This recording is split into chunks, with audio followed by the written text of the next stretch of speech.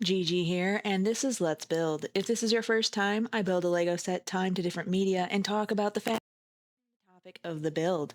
Today's build is the Lego Vincent van Gogh, The Starry Night versus Legend of Zelda, A Link Between Worlds. All footage I am using is for science, educational, and research purposes. My content is transformative and protected under fair use. All footage is time-lapse with commentary. I apologize in advance for pronouncing names or places incorrectly. I will be doing my best to use the original dialect for such nouns. If you're wondering why I am saying Van Gogh and not Van Gogh, it is because this is how the Dutch artist would say his own name. This is week 10 of Braces. Spoilers ahead, you've been warned.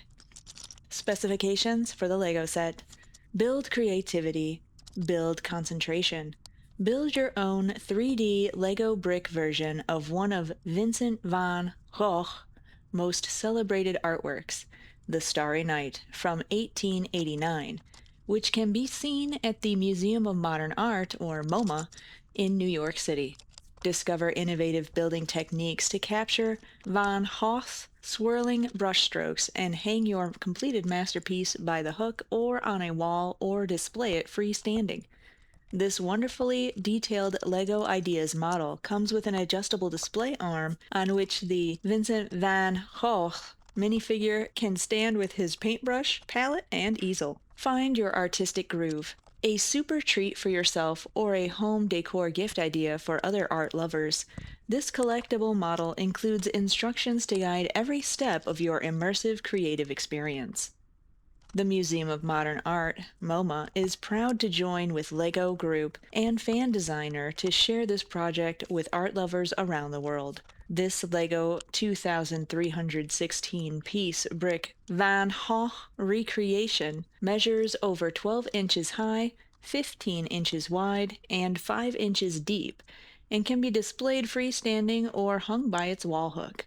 Includes an illustrated booklet featuring the set's fan designer and LEGO designers, plus easy-to-follow instructions to help you build with confidence. The LEGO Fan's Choice.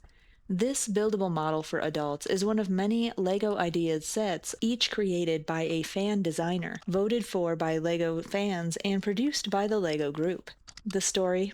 Vincent Willem van Gogh was born in Groot-Zondberg, the Netherlands, on March 30th, 1853. From a young age, Van Gogh was introduced to the world of art by his uncle Vincent and brother Theo, an established art dealer and lifelong champion of the artist's work. Living in England, France, and Belgium, Van Gogh worked as an art curator and a lay preacher and taught amateur painters before committing fully to his own art. In just a decade, from 1880 to his death in 1890, Van Gogh completed more than 2,000 works, including almost 900 oil paintings, more than 1,100 watercolor paintings, etchings, and ink and pencil drawings. His subjects ranged from humble, hardworking miners and farmers to landscapes, portraits, interiors, and still life pieces. Van Gogh believed that he could make his paintings endure only by abandoning photographic resemblance and striving for passionate expression. He was inspired by Japanese prints and the work of his contemporaries, such as Paul Cézanne, and looked to innovations in color theory to inform his own palette, by turns vibrant and brooding, as he developed his own unique, heavily impasto painting style. In a letter to Theo in 1888, he wrote, "I can do nothing about it if my paintings don't sell. The day will come, though, when people see that they are worth more than the cost of the paint and my subsistence, very meager in fact, that we put into them." Though Van Gogh did not live to see his predictions come true, his final exhibitions drew critical acclaim. The Starry Night. In May 1889, after a period of deteriorating health, Van Gogh admitted himself to the Saint-Paul-de-Mausole asylum in Saint-Rémy-de-Provence near Argeleux, France, where he was treated for epilepsy. As part of his therapy, he was encouraged to continue painting. The serene gardens and landscapes in Saint-Rémy allowed him to recover and focus fully on his art.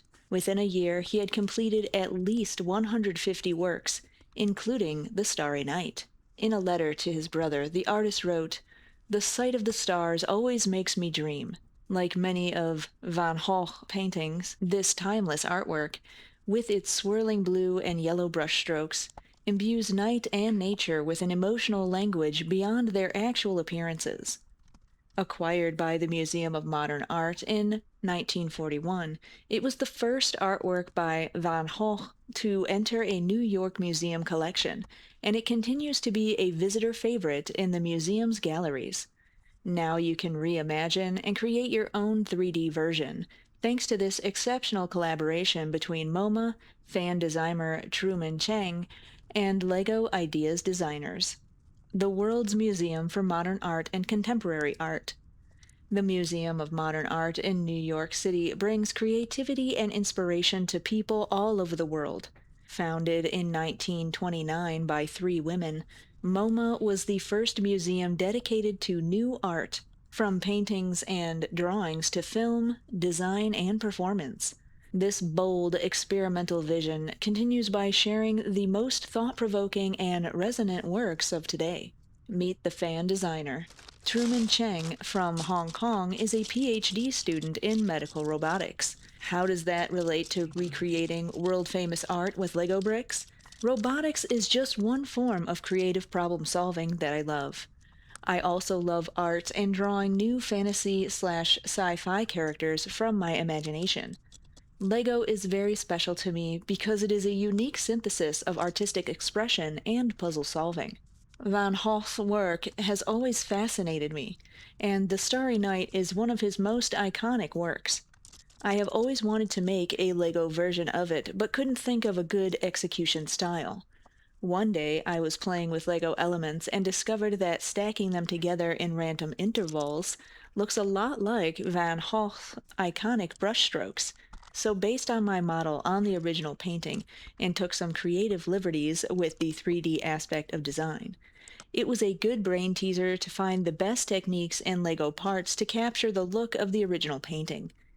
Keeping all parts of the painting on the right scale was really challenging, so I just kept building and modifying.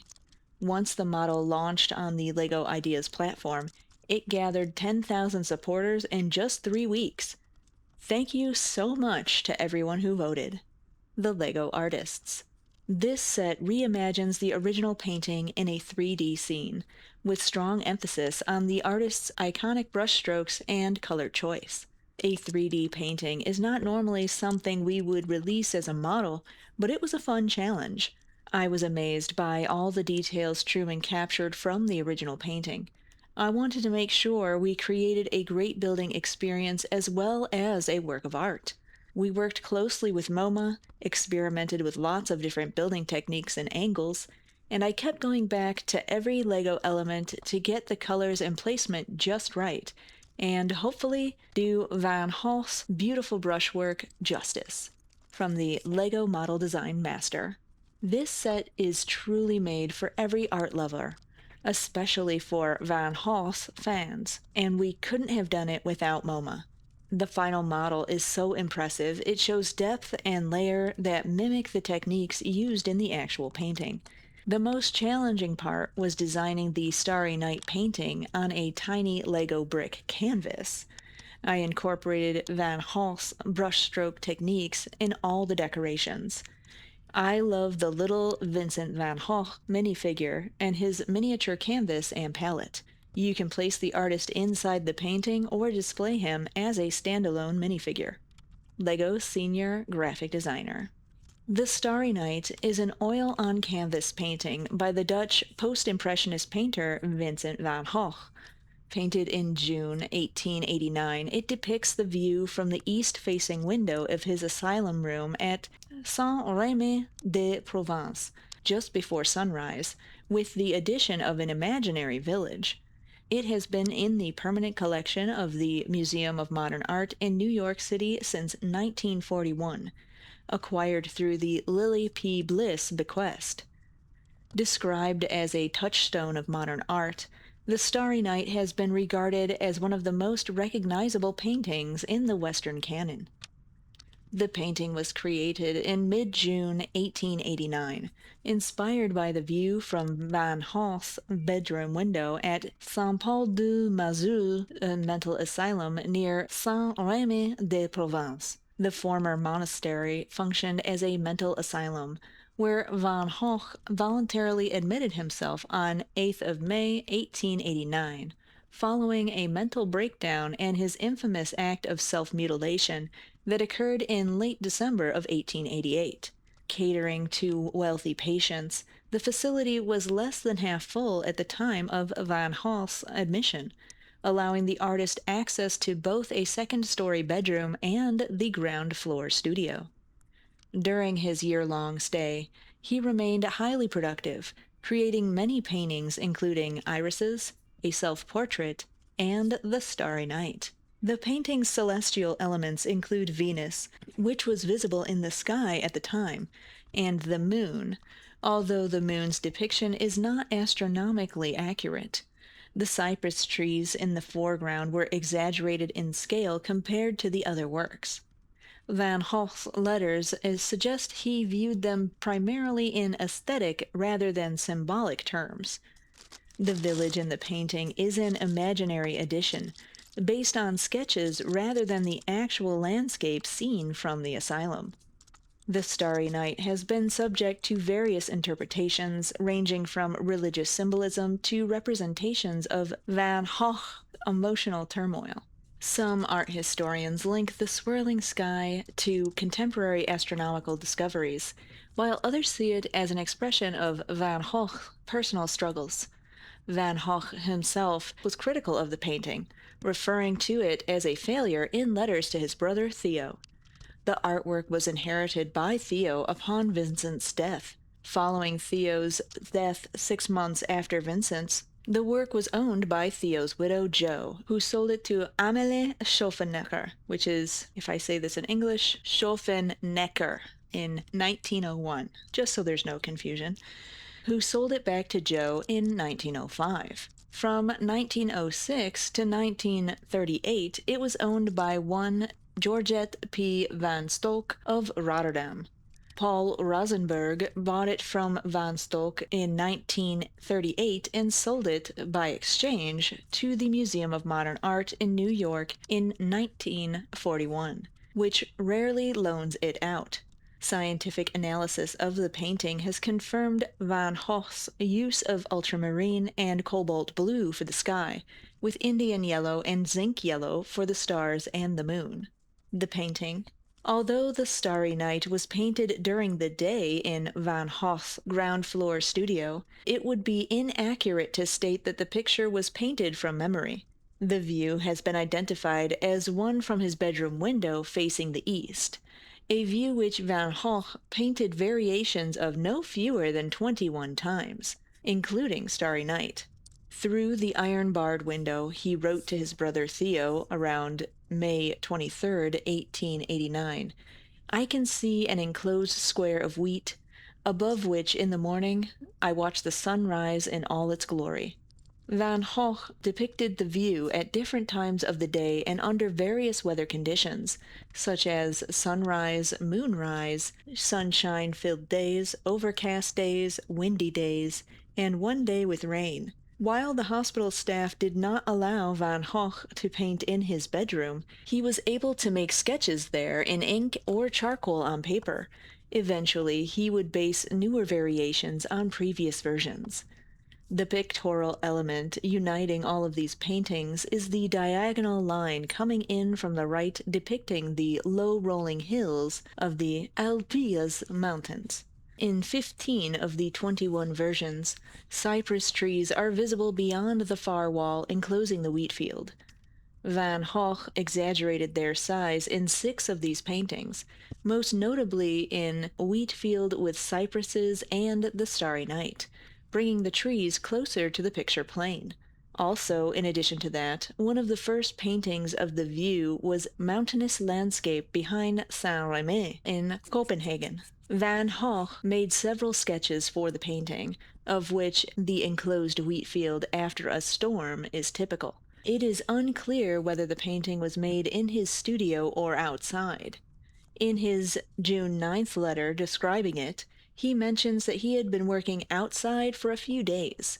Van Gogh described the second of the two landscapes he mentions he was working on in a letter to his sister Will on June 16, 1889. This is Green Wheat Field with Cypress, now in Prague, and the first painting at the asylum he painted en plein air, meaning outside. Wheatfield Saint-Rémy-de-Provence, now in New York, is a study for it. 2 days later, Vincent wrote to Theo stating that he had painted a starry sky. The Starry Night is the only nocturne of these series of views from his bedroom window. In early June, Vincent wrote to Theo, "This morning I saw the countryside from my window a long time before sunrise, with nothing but the morning star, which looked very big."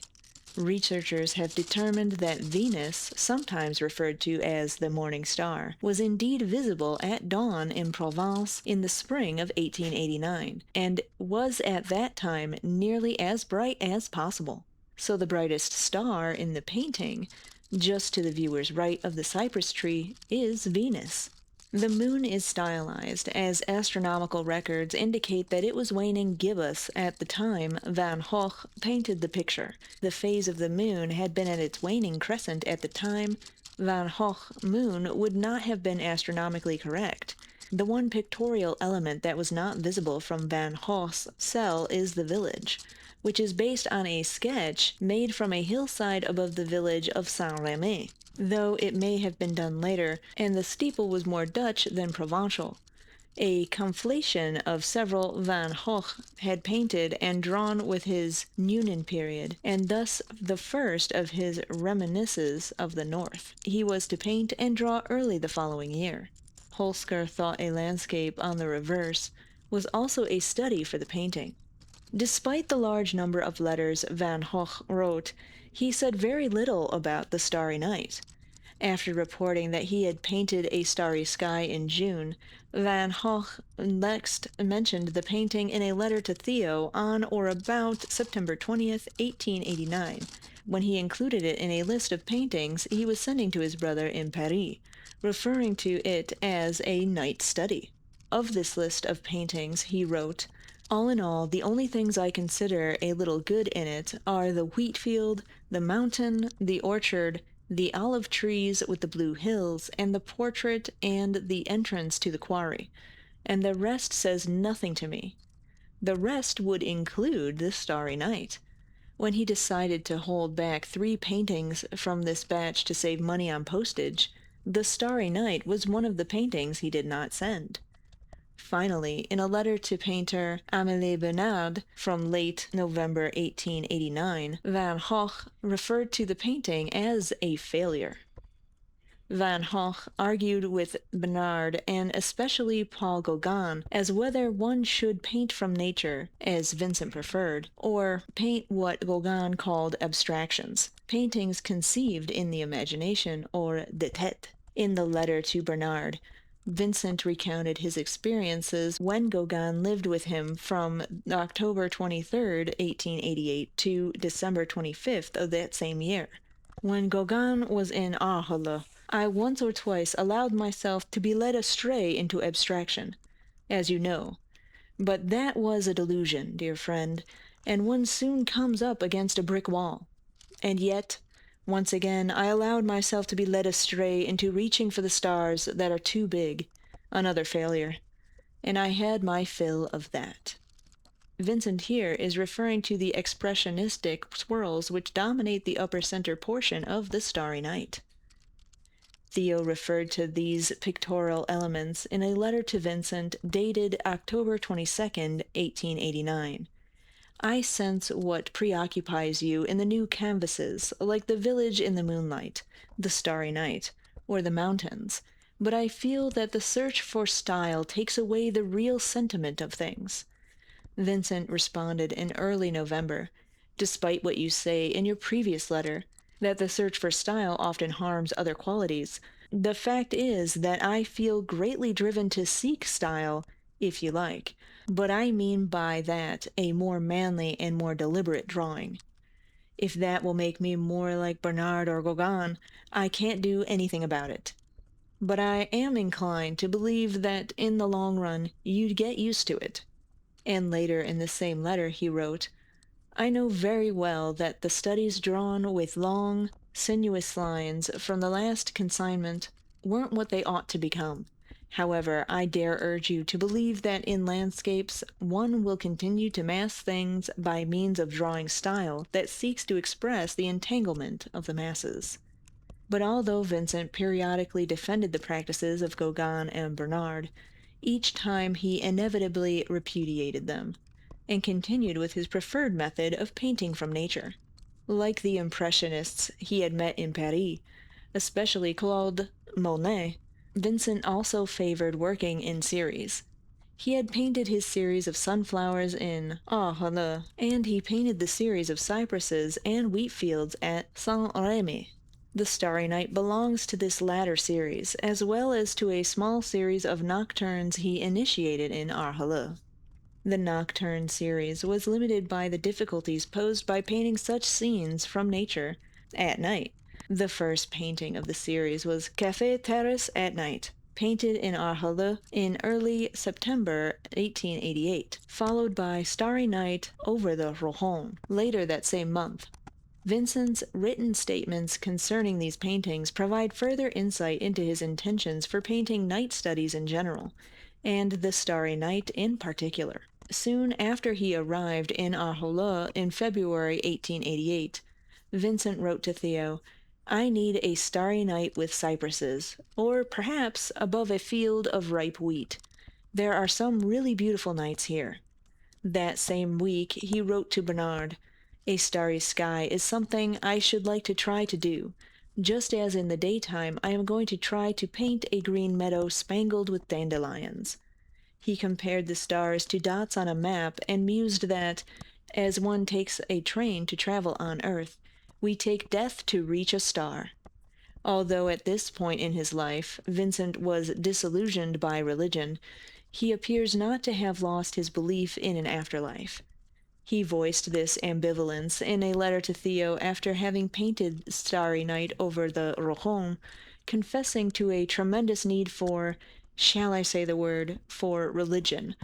So I go outside at night to paint the stars. He wrote about existing in another dimension after death and associated this dimension with the night sky. It would be so simple and would account so much for the terrible things in life, which now amaze and wound us so, if life had yet another hemisphere, invisible it is true, but where one lands when one dies. Hope is in the stars, he wrote. But he was quick to point out that this earth is a planet too, and consequently a star or celestial orb. And he stated flatly that the Starry Night was not a return to the romantic or to religious ideas. Harvard astronomer Charles A. Whitney conducted his astronomical study of the Starry Night contemporaneously, but with independent of Boehm, who almost spent his entire career at UCLA. While Whitney does not share Boehm's certainty about the constellation Aries, he concurs with Boehm on the visibility of Venus at Provence at the time the painting was executed. He also sees the depiction of spiral galaxy in the sky, although he gives credit for the original Anglo-Irish astronomer William Parsons, whose work Flammarion reproduced. Whitney also theorizes that the swirls in the sky could represent the wind, evoking the minstrel that had such a profound effect on Van Gogh during 27 months he spent in Provence. It is the minstrel which triggered his first breakdown after entering the asylum, in July 1889, less than a month after painting The Starry Night. Boehm theorizes that the lighter shades of blue just above the horizon show the first light of the morning. The village has been variously identified as either a recollection of Vincent's Dutch homeland or based on a sketch he made of the town of Saint-Rémy. In either case, it is an imaginary component of the picture, not visible from the window of the asylum bedroom. In April 1888, letter to Bernard, Vincent referred to funereal cypresses, though it is possibly similar to saying stately oaks or weeping willows. 1 week after painting The Starry Night, he wrote his brother Theo, "The cypresses are always occupying my thoughts. I should like to make something of them like the canvases of the sunflowers, because it astonishes me that they have not yet been done as I see them." In the same letter he mentioned 2 studies of cypresses of that difficult shade of bottle green. These statements suggest that Vincent was interested in the trees more for their formal qualities than for their symbolic connotation. After having initially held it back, Vincent sent The Starry Night to Theo in Paris in September 28, 1889, along with 9 or 10 other paintings. Theo died less than 6 months after Vincent in January of 1891. Theo's widow Jo became the caretaker of Vincent's legacy. In Paris in 1900, she sold the painting to poet Julien Leclerc. In 1901, Leclerc sold it to Gauguin's old friend Amélie Schuffernecker. Jo bought the painting back from Schuffernecker in 1906 and sold it to the Oldenziel Gallery in Rotterdam. From 1906 to 1938, it was owned by Georgette B. van Stock of Rotterdam, who sold it to Paul Rosenberg of Paris and New York. It was through Rosenberg, who in 1940 fled to the United States following the Nazi occupation of France, that the Museum of Modern Art acquired the painting in 1941. The Legend of Zelda: A Link Between Worlds is a 2013 action-adventure game developed and published by Nintendo for the Nintendo 3DS. The game is the 17th in the Legend of Zelda series, and is a spiritual successor to the 1991 title The Legend of Zelda: A Link to the Past. Announced in April 2013, A Link Between Worlds was released in Australia, Europe, and North America in November, and in Japan a month later. The story is set many years after the events of A Link to the Past. Players assume the role of Link, who sets out to restore peace to the Kingdom of Hyrule after the evil sorcerer Yuga captures Princess Zelda and escapes through a rift into the parallel world of Lorule. Yuga desires to kidnap the 7 sages and uses their power to resurrect the Demon King Ganon. Shortly into his adventure, Link obtains a magic bracelet that grants him the ability to merge into walls as a 2D painting, which allows him to reach new areas and travel between the worlds of Hyrule and Lorule. Concept development began with a small team in 2009, shortly following the completion of Spirit Tracks. During this phase, the game mechanic of Link merging onto the walls was prototyped. However, development suffered several setbacks and ceased entirely in late 2010, as core team members were reassigned to different projects. Development restarted in 2011, and the game entered full production in 2012. At the request of series creator Shigeru Miyamoto, the game's world and setting were based on A Link to the Past, though with many of the areas significantly reworked.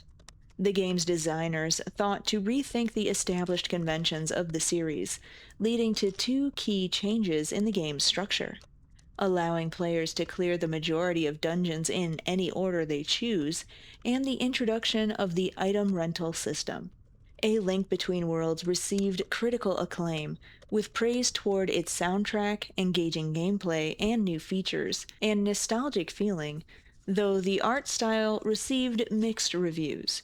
The game also received multiple awards and nominations. It sold over 2.5 million copies worldwide in its first 5 months, and over 4.26 million copies worldwide by 2022. It received a direct sequel, The Triforce Heroes, in October 2015. Gameplay: The Legend of Zelda: A Link Between Worlds is an action-adventure game presented in stereoscopic 3D polygonal graphics, with gameplay predominantly experienced from a top-down perspective. Players control a young boy named Link, who embarks on an adventure to rescue the Seven Sages and defeat Yuga, the primary antagonist. The game is set in two kingdoms, Hyrule and Lorule, both of which bear a non-linear structure and similar layout, but contrast in style and tone. A Link Between Worlds is a successor to the 1991 Super Nintendo Entertainment System game A Link to the Past, and is similar in many aspects. The worlds of Hyrule and Lorule in A Link Between Worlds are analogous to A Link to the Past depiction of Hyrule and the Dark World. A number of items, enemies, and audio tracks featured in A Link to the Past return in A Link Between Worlds. The top screen of the Nintendo 3DS displays hearts, energy gauge, and an action icon. Link's life energy decreases when he is hit by an enemy and can be replenished by collecting hearts that can be found in a variety of ways, such as defeating enemies, breaking pots, or cutting shrubbery. The energy gauge governs item and ability usage. It depletes on use and replenishes over time. The action icon notifies the player of interactive objects. A map of the kingdoms is displayed on the bottom screen of the 3DS, showing Link's current position and marked locations. The bottom screen is also used to view and select Link's gear and items. Friendly and enemy non-player characters inhabit the two worlds. Friendly characters can provide Link with assistance or side quests to complete. Link wields a sword and shield, which can be used to defeat enemies and deflects their attacks. Other combat items from past Zelda games return, such as the bow, fire rod, and bombs. Unlike previous games, the methods for obtaining and using these items is different. Rather than finding them in dungeons, they are rented or purchased from the merchant Ravio. If Link dies, his rented items will be returned to Ravio. They also are not required ammunition. Instead, their use is limited by a shared energy gauge. Link's total life energy can be increased by collecting heart pieces. His weapons can be upgraded by completing a long-term scale quest that involves searching for small hidden creatures and returning them to their mother. Link can also participate in several minigames to earn rupees, Hyrule's primary currency. As with many previous Legend of Zelda games, puzzle solving and clearing dungeons is a fundamental part of gameplay. Progression through A Link Between Worlds is more of an open-ended than in previous titles, with the possibility of tackling of many of the dungeons in any order. Certain dungeon obstacles will require the use of the rented or purchased items. Toward the end of each dungeon, Link will encounter a boss that must be defeated. A unique mechanic is Link's ability to merge onto walls and move horizontally along them. Link is presented as a mural when he is merged on a wall, and the perspective shifts to a side view to follow Link around corners. While merged onto a wall, Link's energy gauge will deplete. The mechanic can be used to traverse the environment, solve puzzles, avoid hazards, reach previously inaccessible areas, and travel between Hyrule and Lorule via fissures that connect the two kingdoms. The gameplay uses 3DS's Playcoin and Street Pass systems. Playcoins can be used to request a tip from hint ghosts that are located at points of interest. If another system that has played the game is passed by via Street Pass, a shadow version of their Link will appear somewhere on the field. Players can fight against these Links, which are AI-controlled opponents based on their game's data. Winning against Shadow Link earns a rupee bounty based on their difficulty, and achievements can be earned for fulfilling certain conditions. A more challenging hero mode is unlocked upon completing the main adventure, wherein the player takes 4 times the damage. Setting: The Legend of Zelda: A Link Between Worlds takes place in a fictional fantasy setting. Within the series' chronology, A Link Between Worlds falls in the Defeated Hero timeline, taking place some time after the events of A Link to the Past and falling between the Oracle games and the original Legend of Zelda. The game is set in Hyrule, a location used in many past Zelda games, and Lorule, a new kingdom that acts as Hyrule's dark twin. An ancient Hyrulean legend tells of the events prior to A Link Between Worlds. Ganon sought to dominate the kingdom using the power of the sacred Triforce, but he was defeated by a legendary hero and sealed away by the Seven Sages. The Triforce was divided into 3 pieces to prevent evil from rising again. One part stayed with the royal family, one part returned to Ganon, and the third part took its rightful place in the heart of a hero and his descendants. Lorule is a kingdom that once possessed a Triforce, which was destroyed to stop Lorule's people from fighting for its power. Without a Triforce, Lorule decayed and became a ruined land.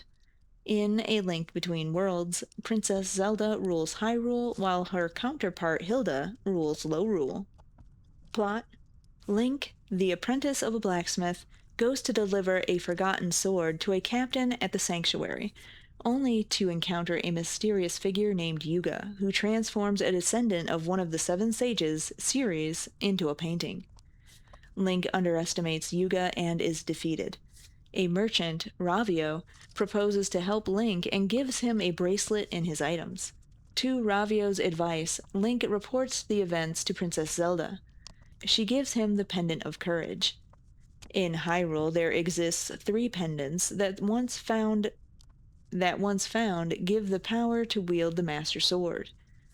During his search, Link defeats Yuga but is transformed into a painting, letting the latter flee. Yuga's curse is contained into Ravio's bracelet, giving Link the ability to merge at his will. Link uses his new power to find the other pendants. Successful, Link wields the Master Sword and visits Zelda, only to witness Yuga capturing her into a painting and confronts him once more. Yuga flees into a dimensional crack leading to Lorule. The captured sages are used to resurrect Ganon, which Yuga merges with. Lorule's Princess Hilda assists Link by trapping Yuga. To Hilda's orders, Link treks through Lorule to rescue the 7 sages across the kingdom's dungeon. Each rescued sage is kept in the Chamber of Sages. With the 7 sages rescued, their combined powers create the Triforce of Courage for Link, who is worthy of wielding it. Link returns to Lorule Castle, confronting Yuga.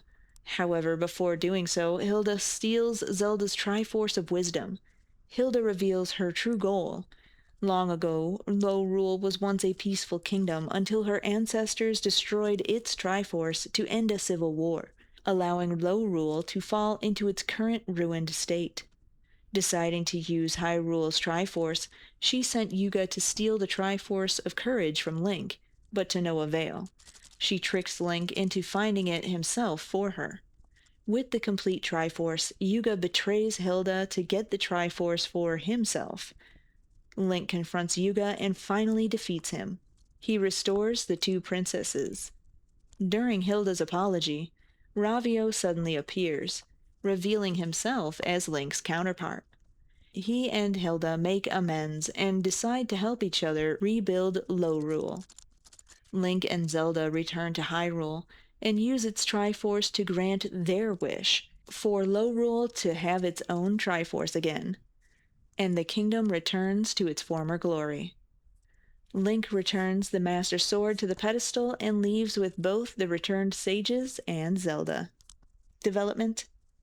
In late 2009, following the completion of Spirit Tracks for the Nintendo DS, the majority of its development team were assigned to work on Skyward Sword for the Wii.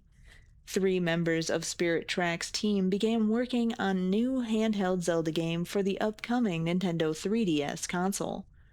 2 of the 3 members working on the new game were Hiromasa Shikata and Shiro Mori. During this early phase, they had not considered developing a sequel to A Link to the Past. Instead, they were building a game around the theme of communication. Around 6 months into the project, they presented their concept for the game to series creator Shigeru Miyamoto, who called the idea outdated. The three then decided to rethink the concept. Shikata proposed the idea of Link having the ability to enter and merge into walls.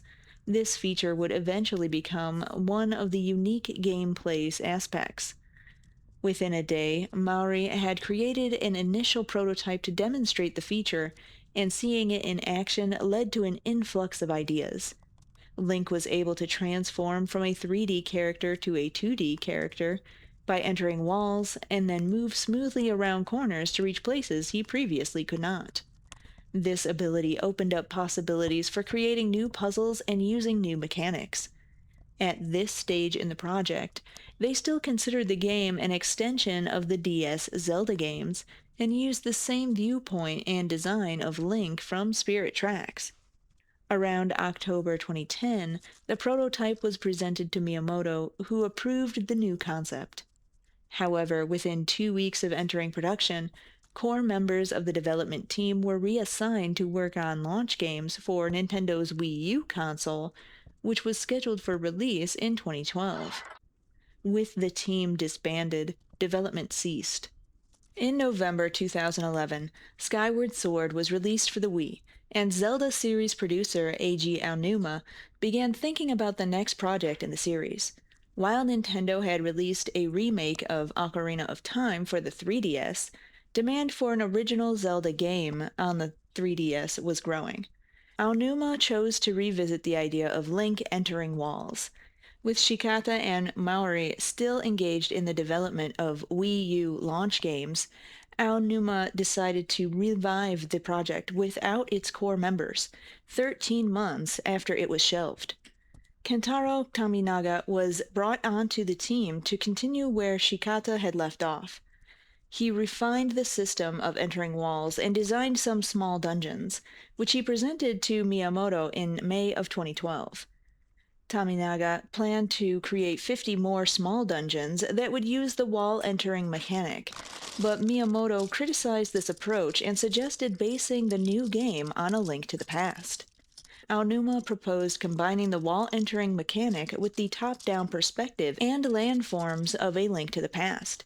He felt that a shift in perspective when entering a wall would be complemented by the stereoscopic 3D capabilities of the 3DS. Aonuma converted the two-dimensional landforms of A Link to the Past into three-dimensional space, and the team placed Link into the setting with the wall-entering mechanic to test the feature. After several more presentations to Miyamoto, development on the project was allowed to progress in July.